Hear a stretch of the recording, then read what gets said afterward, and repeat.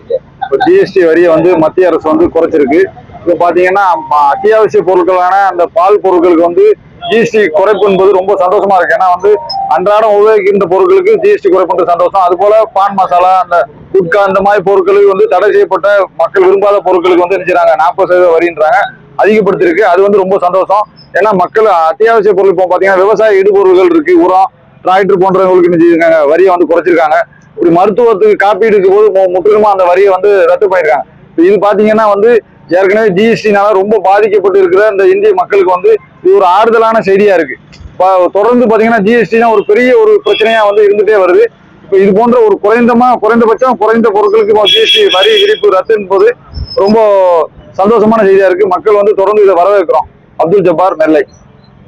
GST வரி என்பது நேற்றைய தினம் அதிகபட்சமா குறைச்சிருக்கிறாங்க.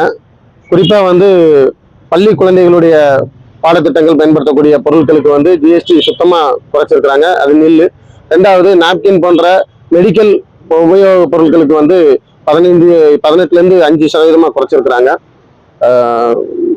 இன்னும் நிறைய பொதுமக்கள் பயன்படுத்தக்கூடிய அத்தியாவசிய பொருட்கள் அனைத்து பொருட்களுக்குமே 18% குறைச்சது உண்மையிலே மிகப்பெரிய வரவேற்பை பெற்றிருக்குது. நாங்கள் பொதுமக்கள் உண்மையிலே அதை மனதார நாங்கள் வரவேற்கிறோம்.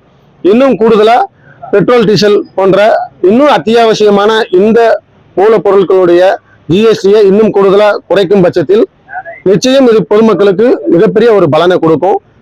கடந்த காலங்களில் ஜிஎஸ்டி வரியினால ஏகப்பட்ட சிரமங்களுக்கு மக்கள் ஆளாகிட்டு இருந்தாங்க. இன்றைய தினம் இப்போ மத்திய அரசு அறிவிச்சிருக்கக்கூடிய இந்த ஜிஎஸ்டி வரி குறைப்பு என்பது பொதுமக்கள் மிகப்பெரிய பலனை தரும் அப்படிங்கிறத பொதுமக்கள் சார்பாக தெரிவிச்சுக்கிறோம். கலைக்கண்ணன்.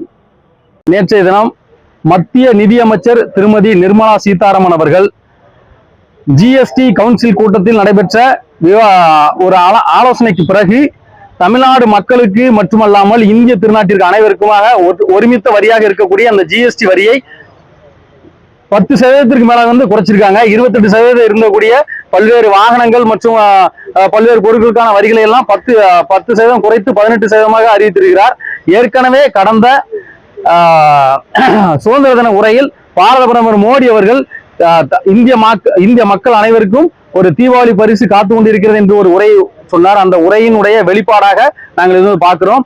இந்த ஜிஎஸ்டி கவுன்சில் கூட்டத்தில் எடுத்த முடிவின் அடிப்படையில் வரிகள் எல்லாம் குறைக்கப்பட்டிருப்பது நாங்கள் முழு மனதோடு வரவேற்கிறோம். தொடர்ந்து பாரத பிரதமர் மோடி அவருடைய நலத்திட்டங்கள் இந்திய மக்கள் அனைவருக்கும் சென்றடைய வேண்டும் என்பது இந்த சாமானிய மக்களுடைய கருத்தாக நாம் முன்வைக்கிறோம்.